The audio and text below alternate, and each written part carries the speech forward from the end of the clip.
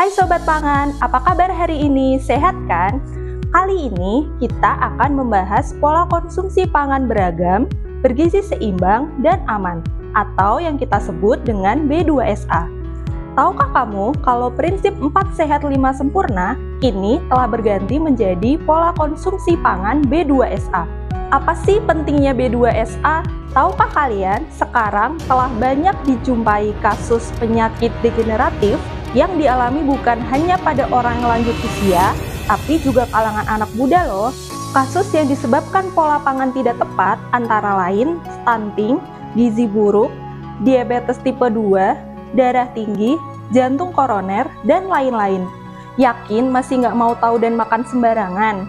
Ingat ya, makananmu hari ini adalah gambaran masa depanmu. You are what you eat. Yuk kita pelajari apa itu B2SA. Yang pertama yaitu beragam.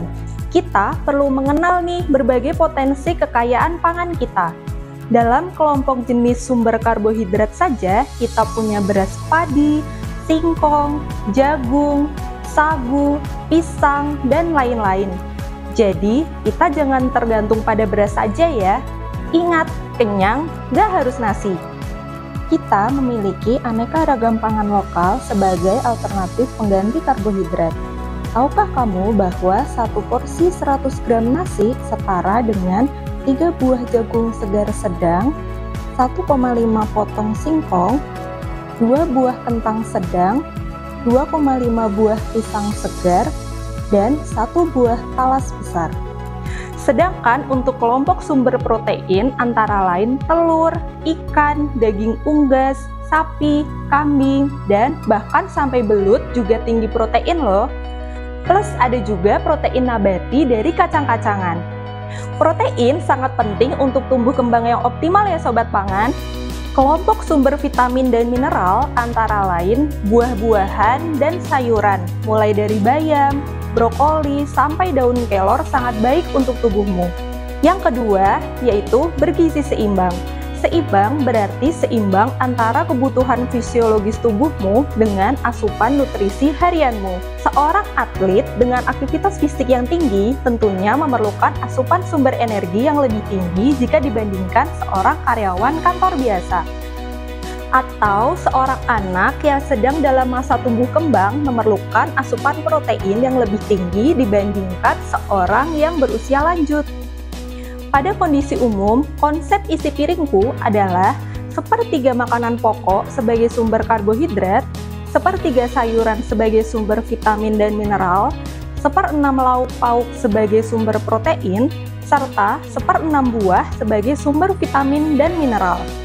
Be smart, kenali tubuhmu, penuhi kebutuhanmu dengan tepat. Yang ketiga yaitu aman. Yuk kita konsumsi makanan yang bebas dari cemaran fisik seperti rambut, kerikil, staples, dan lain-lain. Lalu ada juga cemaran biologi, antara lain seperti jamur, bakteri, dan biasanya cemaran biologi ini seringkali muncul saat pangan melewati masa kadaluarsa. Jadi jangan lupa lihat label ya. Dan yang terakhir, yang paling sering kita jumpai adalah cemaran kimia, antara lain boraks pada bakso, formalin pada mie, dan juga pewarna non-makanan pada makanan dan minuman. Yuk lebih cermat memilih makanan demi keamanan diri sendiri. Sudah tahu kan apa itu B2SA? Makanan B2SA itu tidak mahal loh. Kita dapat memanfaatkan pangan lokal yang mudah ditemui di sekitar kita dengan kreasi menu makan yang enak dan mudah dibuat. Mengapa sih harus pangan lokal?